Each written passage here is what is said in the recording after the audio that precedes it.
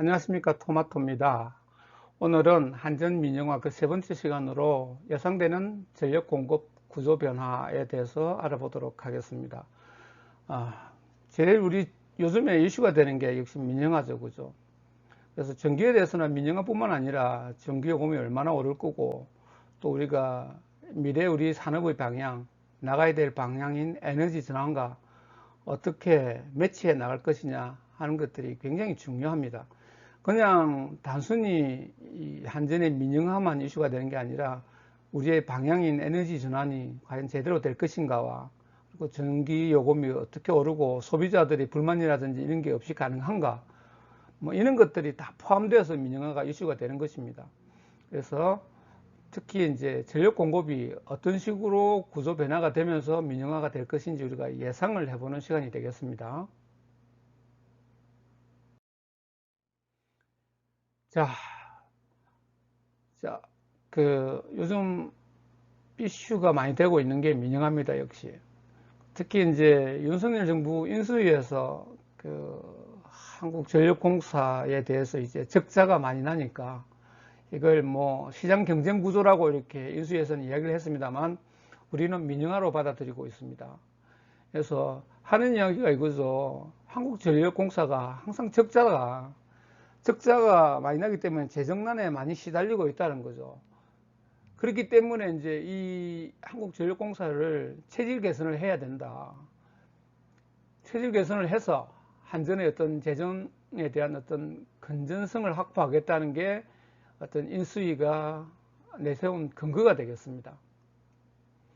그래서 이제 하는 이야기가 뭐냐면 한국전력공사가 전기 판매 독점권을 가지고 있으니까 이 독점 구조를 갖다 개방해서 민간 기업이 전기 판매 사업에 참여할 수 있도록 하겠다는 게 인수위의 이야기였어요. 그래서 인수위는 이거를 갖다가 민영화가 아니라 시장의 어떤 경쟁 구도를 도입하겠다라고 말했다고 하는 거고, 우리 입장에서는 받아들이기로는 민영화로 받아들여지는 거죠. 그래서 뭐 지금 의견이 분분한 거죠. 뭐 윤석열 쪽에서는 시장 경쟁 구도다, 반대쪽에서는 아니다, 민영화다, 이렇게 이야기하는 거고요. 여러분, 시장 경쟁 구도가 되려면 당연히 민영화 될 수밖에 없습니다. 제가 한참 되었습니다만 일본의 어떤 민영화에 대해서 여러분들에게 상세하게 설명을 드린 바가 있습니다. 일본이 똑같은 이야기를 하면서 시장 경쟁 구조를 이야기하면서 전기 사업을 민영화 시켰습니다. 똑같은 이야기를 하고 있는 겁니다. 그렇기 때문에 시장 경쟁 구조는 바로 민영화다라고 받아들여도 저는 무리가 없다고 저는 생각하고 있습니다. 그래서 하는 이야기가 뭐냐면 전기위원회의 어떤 독립성과 전문성도 강화하겠다. 그리고 전기요금의 원가주의도 도입하겠다. 강화하겠다. 이런 식으로까지 이야기하는 거죠. 전기요금 원가주의가 뭐냐면은 생산비, 인상 요인이 발생하는 즉시 어떠한 정치적, 환경적 고려도 배제한 채 요금을 현실화하겠다는 것이 바로 전기요금 원가주의입니다. 그래서 요즘과 같이 어떤 원자재 가격이 올라가면은 그 비용을 즉시 전기요금에 반영해서 소비자들에게 그 요금을 증가시키겠다고 하는 게 바로 전기요금 원가주의입니다. 윤석열 정부는 어떤 시장 경쟁 구조라는 말을 하지만 민영화와 동시에 전기요금 원가주의를 들고 나와서 어떤 전기요금의 어떤 변화 소스가 생기면 바로바로 그걸 요금 체계에 반영하겠다는 거고요. 만약에 여러분 원자재 가격이 내리면 전기요금이 바로 다음 달 내려갑니까? 올릴 때는 바로 올려도 항상 내릴 때는 한참 늦게 내리잖아요. 이게 민간 기업들의 속성 아닙니까? 민영화가 되면 당연히 그렇게 되겠죠. 아무튼 이렇게 시장 경쟁 구조냐 민영화냐라는 두 가지로 이렇게 부딪히고 있지만 결론은 제가 볼 땐 100% 민영화로 가는 길이다. 저는 이렇게 확신하고 있습니다. 자, 그러면은 우리가 민영화 시 예상되는 전력 공급 구조에 대해서 한번 살펴보도록 하겠습니다. 자, 여러분들이 가장 많이 알고 있는 게 이거고요. 현재 우리나라 전기는 지금 보시는 바와 같은 이런 식으로 해서 일반 가정이나 기업에 공급이 됩니다. 요런 프로세스 공급되는 게 90% 이상으로 이렇게 공급되고 있기 때문에 대부분이 지금 보시는 이 그림의 프로세스로 여러분들 가정까지 전기가 공급된다 보시면 됩니다. 한전자회사 6개사에서 만든 전기가 전력거래소에서 그래 되는데, 이걸 이제 한전에서 독점적으로 구입할 수 있죠. 사죠. 그죠? 구입해서 송배전망을 거쳐서 공장이라든지 뭐 그리고 기업이라든지 그다음에 일반 뭐 어떤 생산 설비들 그리고 일반 주택에까지 이렇게 전기가 공급이 됩니다. 지금 보시는 이 프로세스가 우리나라의 주 프로세스입니다. 메인 프로세스입니다. 그리고 제가 저번 시간에 이 말고 하나 더 민영발전소에서 한 프로세스가 하나 더 있다 말씀드렸죠. 민영화되면 이렇게 되는 거죠. 민영발전소에서 발전한 전기는 이렇게 기본적으로 도매시장과 소매시장으로 이렇게 나눠서 판매가 될 겁니다. 이렇게 왜냐하면 민영발전소에서는 기본적으로 민영화되면 이제 소매 판매를 통해서 공장이나 뭐 일반 가정에 전기를 공급하고요. 전기가 남으면은 이게 전력거래소에 도매로 이렇게 팔게 되겠죠. 그죠? 이게 도매시장이 될 거고, 민간인에게 파는 게, 민간 기업이나 가정에 파는 게 소매시장이 될 겁니다. 이렇게 될 거고요. 또 민영발전소는 특정 지역에 대해서 자기가 발전하는 전기량이 작으면은 전력거래소를 통해서 전기를 구매해서 도매로 구매해서 소매로도 판매하는 이런 프로세스까지 이루어질 거라고 예측이 가능합니다. 여러분, 이 민영발전소는 에너지원이 다양합니다. LNG가 제일 많고요. LNG, 석탄 막 이런 게 주류를 이루고 있고요. 이 민영발전소는 현재 저번 시간에도 말했습니다만은 대부분이 열병합 발전을 하고 있어 가지고 전기만 공급하는 게 아니라 열도 같이 공급하고 있습니다. 그래서 열은 냉난방용으로 가정에 공급을 하고요. 그 다음에 전기도 공급을 하게 되죠. 그래서 주가 열이 더 많고요. 그 다음에 전기 발전 비용이 한 30% 정도 되는 걸로 알고 있고 그렇습니다. 그래서 이 민영발전소들이 만약에 이 민영화가 되면은 열 생산하는 것보다 전기 생산 쪽으로 더 많이 이렇게 집중할 가능성이 많기 때문에 또 우리가 냉난방 비용이 또 증가할 수 있는 이런 소지도 역으로 갖고 있다는 것도 여러분들이 아셔야 됩니다. 지금까지 저랑 이 한전 민영화 관해서 1, 2편을 같이 했던 분들은 이 프로세스까지는 이해를 하고 계실 겁니다. 근데 이제 이번에 윤석열 정부에서 추가로 말했던 게 어떤 거냐면 이런 겁니다. 새로운 모델이 등장하는 겁니다. 기존의 민영발전소가 도매도 하고 소매도 했죠. 그죠? 이렇게 전력 거래소에 판매하는 거는 도매고 일반 소비자에게 직접 파는 게 소매라면, 새로 등장한 모델은 완전 소매상입니다. 소매상인데 전력 거래소에서 전기를 사와서 이걸 공장이나 그 다음에 뭐 자영업자들 그리고 일반 가정에 이렇게 소매로 이렇게 전기를 판매하는, 이걸 도입하겠다는 겁니다. 이 새로운 모델, 이렇게 이 소매상을 도입하겠다는 거죠. 일본은 이 소매상이 여러분 도소매상 합쳐가지고 600개가 넘는다고 말씀을 드렸죠. 그죠? 제가 600개가 넘고 굉장히 난립해 있는 상황입니다. 그래서 한국도 지금처럼 이렇게 가겠다는 거고요. 그러면 여러분 소매상이 몇 개입니까? 소매상 판매하는 곳이 3개가 되는 거죠. 그죠? 보시는 것 같이 기존에 한전에서 나오는 것이 있고, 그 다음 민영발전소, 그리고 이번에 새로 등장한 모델인 이 소매상, 이게 이렇게 3가지에서 우리가 전력을 공급받을 수 있는 시스템이 되는 겁니다. 그래서 이 시스템에 대해서 이제 문제점도 있을 수 있고 여러 가지 우려점이 많은데 그건 뒤에서 다룰 겁니다, 여러분. 그래서 지금 보시는 걸 좀 더 요약하면 앞에 봤던 걸 다시 심플하게 요약해 봤습니다. 그러면 보시는 바와 같이 메인 루트, 기존에 우리가 주로 공급받는 메인 루트가 있고요. 그 다음에 도소매상을 하나로 묶어서, 그래서 여기서 도소매상을 하나로 묶어서 이렇게 소매 판매가 가능한 시스템이 되는 거죠. 그래서 이 전기 판매업자라고 하면은 향후에는 이제 발전도 같이 하는 업체가 있고요. 발전 없이 순수하게 소매만 하는 소매상도 있을 수 있는 거죠. 일본도 그렇습니다. 전기 발전도 하면서 소매업도 같이 할 수도 있고요. 아예 전력거래소에서 전기를 사와서 그걸 소매상에게, 그 일반 주택이나 뭐 가정이나 뭐 공장에 판매하는 소매업, 이런 식으로 2가지 루트로 2가지 이제 업자가 공존하게 되는 겁니다. 이런 프로세스가 되고요. 그러면 여러분 만약에 이게 이제 한국이 지금 이렇게 되는데 일본은 어떻게 되어 있냐면요. 이렇게 되어 있습니다.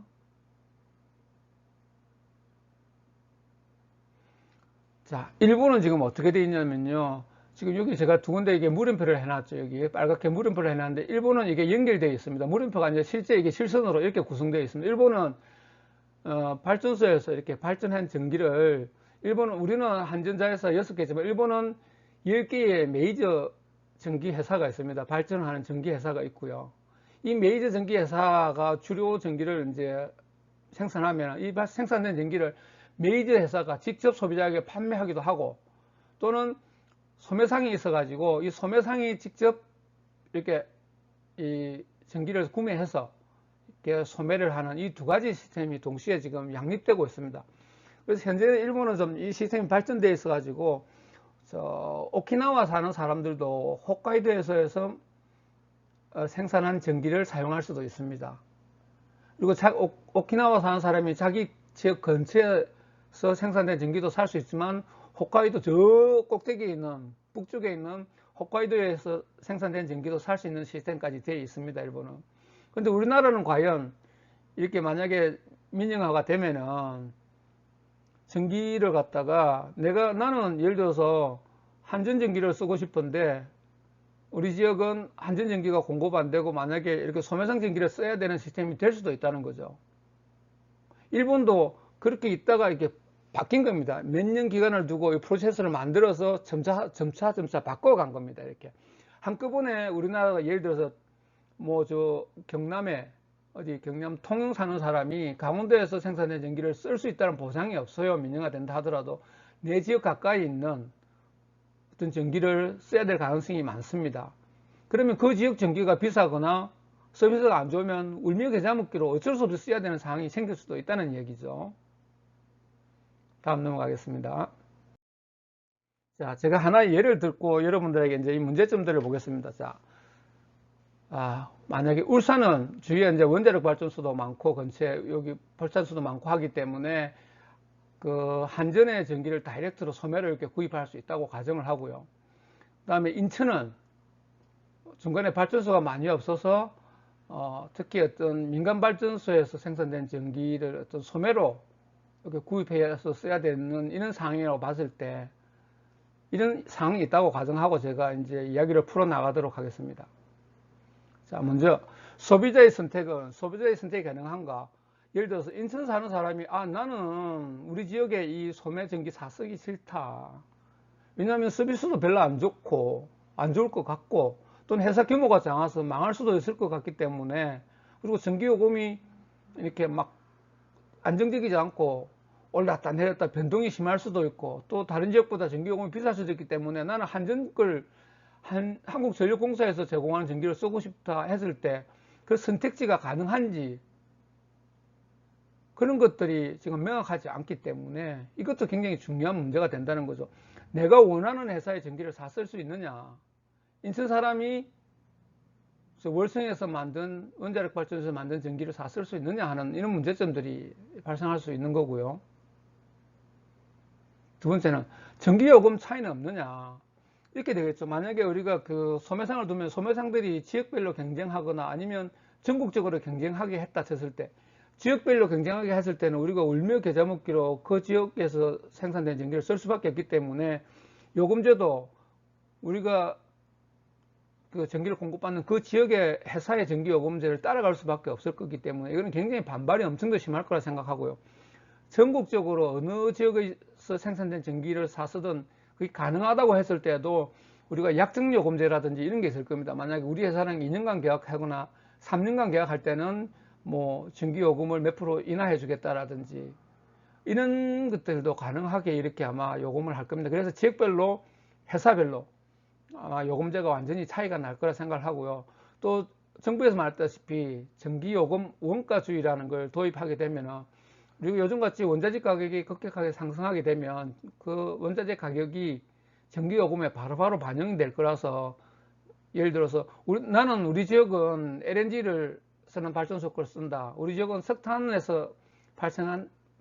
석탄으로 이렇게 전기를 발생하는 그 만든 전기를 쓴다 했을 때 어떤 애는 석탄의 수입 가격이 굉장히 쌀 수가 있고 어떤 애는 LNG의 수입 비용이 굉장히 높을 수가 있잖아요. 그러면 내 사는 지역의 발전소가 어떤 에너지원으로 전기를 만드느냐에 따라서 전기요금 편차도 심하게 생길 수 있다는 얘기입니다. 이런 것까지도 다 염두에 둬야 된다. 이런 것들 다 문제점이 생길 수 있다는 얘기입니다. 그래서 어느 지역에 사든지 간에 일정한 어떤 예를 들어서 뭐 5% 이내 차이로서 유지하게 한다든지 이런 어떤 룰을 지키기 매우 힘들 것이다. 그렇기 때문에 민영화가 되면은 어떤 지역은 어떤 시즌에는 어떤 지역보다 2배 이상 전기요금이 많이 나오는 이런 지역들이 나타날 가능성이 매우 높다는 거죠. 이거는 뭐 어쩔 수 없이 그렇게 될 수밖에 없을 거라 생각을 합니다. 그 다음에 정전 또는 배상시의 서비스 차이는 어떤가? 지금 우리 뭐 정전되고 이러면은 비 와서 바람 불어서 정전되면 지금 한국전력공사에서 송배전을 주로 담당하고 있기 때문에 그 계열사들이 뭐 비 바람 부는데도 와서 뭐 전기선 연결하고 막 정전을 해소하려고 엄청나게 노력을 하죠. 근데 내가 뭐 소매 전기를 샀을 경우에 그럼 나는 한국전력공사에 전화해서 컴플레인 해야 됩니까? 소매상에 전화해서 컴플레인 해야 됩니까? 그리고 예를 들어 새벽 뭐 3시, 4시에 전기가 나갔는데 뭐 이게 민영화가 안 됐을 때는 한국전력에서 책임지고 하겠지만은 지금 내가 사쓰는 전기는 한국전력이 아니라 특정 회사의 소매상 거다 했을 때 과연 지금처럼 이렇게 신속하게 이런 서비스를 받을 수 있을지 이런 것들도 굉장히 의문이 든다는 얘기죠. 과연 새벽 4시, 5시에 이 소매상에서 전화를 받을까요? 그런 것들도 의문이 든다는 얘기가 제가 말씀을 드리고 싶은 거고요. 그리고 만약에 이런 소매상이 파산하거나 했을 때 전력 공급과 요금은 또 어떻게 될 건가? 제가 일본 예를 들었죠. 우리가 아까 제가 앞에서 약정요금제라는 이야기를 했죠. 그죠? 2년 약정했을 때, 3년 약정했을 때 일정 부분 우리가 휴대전화 요금처럼 좀 이렇게 싸게 한다거나 이런 것들이 있을 겁니다. 할인율이 다르게 할 수 있을 겁니다. 2년, 3년, 5년 막 이렇게 계약을 하면은 기간이 길수록 뭐 요금을 좀 할인율을 높게 해준다든지 분명히 그렇게 할 겁니다. 했는데 내가 A라는 회사 전기를 사용하고 있는데 그 회사가 부도가 나버렸습니다. 파산했습니다. 그러면 저는 전기 공급을 못 받느냐? 그렇지는 않겠죠, 시스템이. 그죠? 그래서 그럴 때를 대비해서 다른 지역의 전기를 이렇게 받을 수 있도록 이런 그런 시스템은 분명히 갖추어질 겁니다. 그런데 문제가 뭐냐면 그렇게 했을 때 내가 3년 계약하고 기존의 전기요금을 만약에 20% 할인받는 조건으로 내가 전기를 쭉 쓰고 있었다. 근데 그 회사가 부도 나서 도산해 버렸다. 그러면 내가 다른 회사로부터 전기를 땡겨 받을 때는 그럼 내가 기존에 부도난 그 회사랑 20% 30% DC에서 결정한 그 요금제의 요금으로 전기를 공급해 주느냐? 천만의 말씀. 절대 그렇게 안 된다는 얘기죠. 이런 이머전시 상황, 이렇게 비상시에 공급받는 전기는 가장 비싼 요율로 아마 공급을 받을 수밖에 없을 것이다. 이런 것들에 대한 것도 우리는 준비를 하고 대안을 세워야 합니다. 정부나 앞으로 만약에 이게 그런 식으로 바뀐다 하더라도 이런 것들에 대해서는 전혀 언급하지 않을 거지만 반드시 이런 문제는 생겨날 수밖에 없는 문제이기 때문에 민영화는 절대 그냥 이런 모든 것들이 해결되지 않는 이상은 받아들여서도 안 되고 이렇게 이런 모든 것들이 해결되기가 쉬운 게 아니기 때문에 민영화를 우리가 반대하는 거죠. 요즘 우리 이재명 후보님도 열심히 민영화에 대해서 반대하고 있는데 저도 적극 동의합니다. 발전 사업의 민영화는 저는 찬성합니다. 발전 사업의 민영화는 찬성하지만 전기의 어떤 판매에 대한 민영화는 저는 절대 반대합니다. 발전과 여러분, 그렇죠. 전력 사업은 여러분 발전 사업이 있고 송배전 사업이 있고 판매 사업이 있잖아요. 그죠? 그래서 우리가 발전 사업은 발전소를 다양하게 지어야 됩니다. 제가 저번 시간에도 이야기했다시피 이 분산형을 써서 신재생 에너지 쪽으로 많이 이렇게 비중을 높여야 되기 때문에 이런 민영 발전소들을 신재생 에너지로 전기를 생산하는 민영 발전소를 많이 세워야 되고요. 그렇기 때문에 발전소의 민영화는 적극 찬성하지만 전기 판매의 민영화는 저는 절대 반대입니다. 그렇게 됐을 때 지역 편차 또 에너지원이 뭐는가에 따라서 전기요금이 엄청난 차이가 나게 될 것이다. 그리고 국제 정세에 따라서 전기요금 변동이 너무 심할 거기 때문에 이런 전기 판매에 대한 민영화는 절대 막아야 된다라는 게 저의 생각입니다. 그래서 민영화하고 나면 전기요금 결정에 정부가 역할을 할 수 있는 게 거진 없습니다. 지금은 여러분 우리 정부가 전기요금 결정에 책임지고 있죠. 그죠? 그래서 특정 어떤 그 기간, 예를 들어서 뭐 굉장히 원자재 가격이 높은 그 기간에도 정부가 요금 인상을 자제시키면서 어떤 전기요금의 급격한 상승을 지금 막아내고 있고 그게 결국 국민의 복지죠. 그죠? 복지의 일환이라고 저는 생각합니다. 한전은 적자를 보지만 결국 그게 국민에 대한 복지 정책의 하나라고 저는 보고 있기 때문에, 한전은 공기업이기 때문에 어떻게든 정부에서 나중에 보전을 해주는 방법을 택하더라도 이게 소비자들에게 직접 이런 비용이 전가돼서는 안 된다라는 게 제 생각입니다. 자, 그러면 전력 공급을 민영화하면 에너지 전환은 과연 어떻게 되는가? 여러분, 우리가 그게 있잖아요. 저번 시간에도 쭉 말해왔지만 2050 탄소 중립, 2030 NDC, 이걸 저희가 해내야 됩니다. 우리는 이미 선진국이고 전 세계의 어떤 주도적인 역할을 해야 될 그런 어떤 중요한 위치에 있는 나라가 이미 되었기 때문에 이제는 뭐 다른 나라에 이렇게 좀 봐달라 이런 것도 안 되고, 우리가 선도적인 입장으로 탄소 중립 문제도 끌고 나가야 되는 그런 나라가 이미 되었습니다. 오른쪽 그림에서 보시다 같이 우리나라의 어떤 그 발전 비중을 보면, 원자재별 발전 비중을 보면 LNG가 지금 21년도 7월 기준입니다. 21년도 7월 기준으로 이렇게 돼 있죠. 지금 발전 비중이 보면 LNG가 30.4%고 석탄이 33.3%고요. 원자력이 26.9%, 신재생에너지가 7.10%입니다. 우리가 2030까지 그 18년도 기준 탄소 배출량을 40% 줄여야 되기 때문에 우리가 열심히 갈 길이 바쁩니다. 열심히 가야 됩니다. 그래서 이게 지금 신재생 에너지 비율이 우리나라가 너무 낮죠, 그죠? 지금 제가 저번 시간에 이야기했지 않습니까? 중국도 거의 30%고요. 그렇습니다. 중국 같은 나라도 이미 신재생 에너지 비중이 30%고요. 독일은 50% 넘었을 겁니다. 올해 기준으로는. 굉장히 선진국들 앞서가는 나라들 꽤 많습니다. 우리나라가 제일 많이 쳐져 있고요. 탄소 배출량도 제일 많은 나라가 우리고, 왜냐면 산업 구조가 그래요. 탄소 배출량도 많고, 그리고 신재생 에너지 비중도 굉장히 낮은 나라가 우리기 때문에 우리가 갈 길이 멉니다. 그래서 에너지 전환이 반드시 해야 될 우리의 방향인데도 지금 민영화를 하면은 그게 쉽지 않다는 겁니다. 에너지 전환을 해내기가 쉽지 않은 겁니다. 그래서 그걸 뒤에 계속 제가 말씀을 드릴 건데, 그러기 위해서는 우리가 재생에너지 비중을 2050 탄소 중립에 맞춰서는 적어도 70% 이상으로 재생에너지 비중을 끌어올려야 합니다. 물론 원자력도 원자력이 있기 때문에 그 정도 해야 되는 거죠. 원자력도 여러분 제가 말씀을 누누이 드렸죠. 원자력이 청정에너지 많고 EU의 텍소노미에 포함도 됐지만 방패장이 없는 현실에서는 우리나라에서는 원자력 발전소에서 생산된 전기는 아직 청정에너지가 아니다라고 말씀을 드렸습니다. 다시 한 번 더 말씀을 드립니다. 그래서 방패장도 빨리 지어야 되고요. 신재생 에너지 비율도 빨리 높여야 됩니다. 우리나라는. 그래서 이제 정부에서는 신재생 에너지 공급 의무화를 하고 있죠. 모든 발전소, 특정 규모 이상이 되는 모든 발전소에 신재생 에너지 공급 의무화를 진행하고 있습니다. 그래서 올해는 12.5%를 생산하는 전기의 12.5%를 신재생 에너지로 충당해라. 근데 이제 만약에 그런 시설이 없는 회사는 그 신재생 에너지 공급 인증서라는 게 있어요. REC라는 걸, 이걸 구매해도 됩니다. 구매하면 어차피 그게 돈을 지급하면 다른 회사에서 대신 재생에너지로 전기를 만들어 주니까 그것까지 해도 좋다는 거죠. 그래서 그 REC 제도까지도 두고 있어요. 그래서 신재생에너지 동료 정책은 펴고 있는데 이거 아직 약합니다. 12.5% 택도 없습니다. 빨리빨리 이것도 올리고 해서 신재생에너지 쪽으로 빨리빨리 전환을 해서 에너지 전환을 이렇게 내야 됩니다.